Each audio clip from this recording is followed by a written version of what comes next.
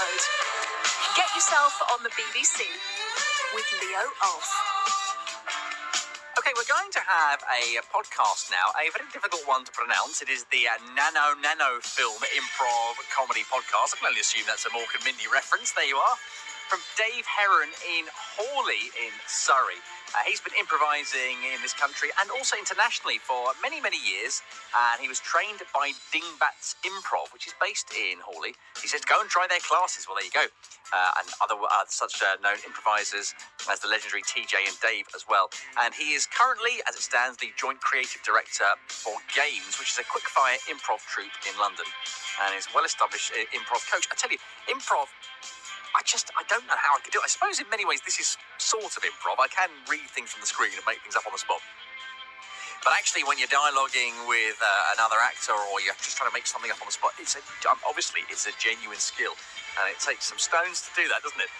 So this podcast, the Nanonanofilm Improv comedy podcast, he says is different to others on the subject because it focuses on Dave's personal journey to get better at the approach. Every single session, talking through the last challenge he's finding with the art and how he's trying to overcome it. So what we've got for this episode is the idea of supporting other acts. And this actually transcends possibly just that one genre.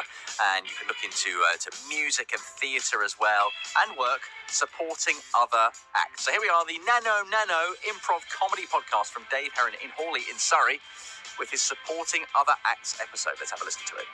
So for this podcast, I'd like to focus on supporting other acts.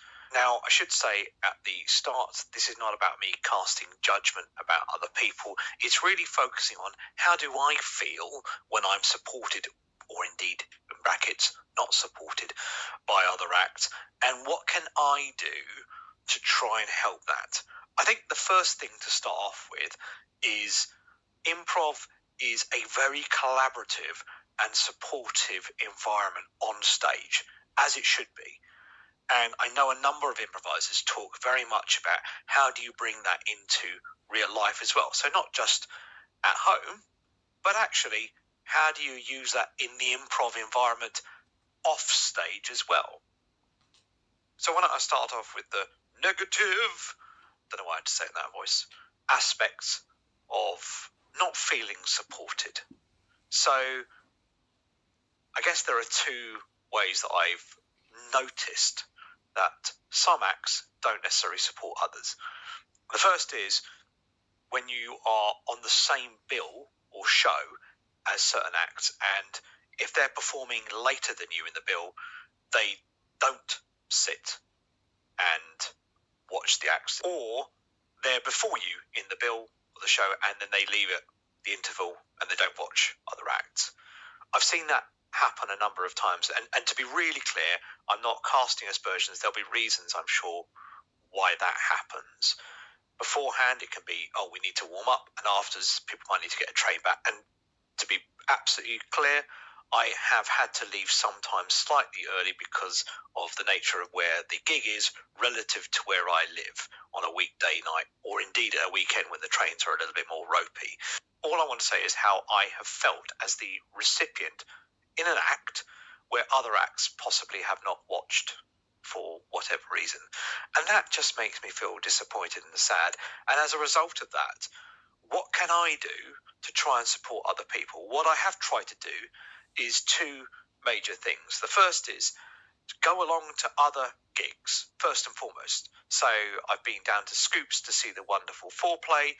I've been up into the town, and we'll be going up very, very shortly, actually, to see some new acts from Dingbats go and perform for their first time at Hoopla. Really looking forward to seeing that. I think it's really important to show that collaborative and supportive spirit. I've had people come and watch me who've come out of their way. They've come down to Brighton. They've come down to Brighton to see me perform with Gamez, to see me perform with the Tuprov. And I have to tell you, it makes me feel warm, fuzzy, glowing inside. And actually there's an element of imposter syndrome where I feel like, why would someone want to come out of their way, travel all the way up to London, or travel all the way down to Brighton, or travel to wherever to come and see me perform? But I will tell you that it makes me feel wonderful that people have come to see my improv. And more often than not, the people who come to see the improv tend to be, in my opinion, I don't have numbers to back this up, but certainly from looking around the audience and speaking to some of them afterwards, tend to be fellow improvisers as well, actually, either people on courses that you're with or workshops, etc. So that feeling when you support other acts and being the recipient of that is wonderful. And I want to do more of that. So that's a challenge I'm going to try and set myself. It's very difficult to balance that against life, work, family, etc., and other things you might have going on as well. But I'm going to try and do a bit more of that because I know the joy that it brings me when other people have made the effort. So going and seeing other acts is something that I want to continue doing. Also, as well as the supportive aspect, I still believe there's a massive amount of learning that I've got. I've watched people hosting a gig very well, or maybe not so well, but always there's a learning that goes with it for me. I've seen scenes where I think, oh, that was fantastic. I wish I could do more of that. Or something where I think, oh, that didn't really work so well. And I am guilty of doing that myself. So going and seeing the acts also is an element of self-development. Even if you've been doing it for years, which I have been now, I still gain a lot from seeing established and new acts, new improvisers as well. And then the other thing I really want to try and do a little bit more of is going to a gig and showing support for the other acts that are there as well. I do try and do that already, but I think there's probably a little bit more that I could do with probably staying on after. Clearly, as we've all got other responsibilities in life, trying to get back home can sometimes be a bit of trouble. So sticking around, I want to try and do more of that. But again, it just shows support. The whole ethos about improv that I have learned, it's supposed to be collaborative and supportive. And if I can continue that, not just on stage, but off stage as well, that's something that I really want to focus on. How do you think about supporting other acts? What are the things that you try and do? What works for you? How do you feel when people come and support you? I'd really love to know your comments on this too.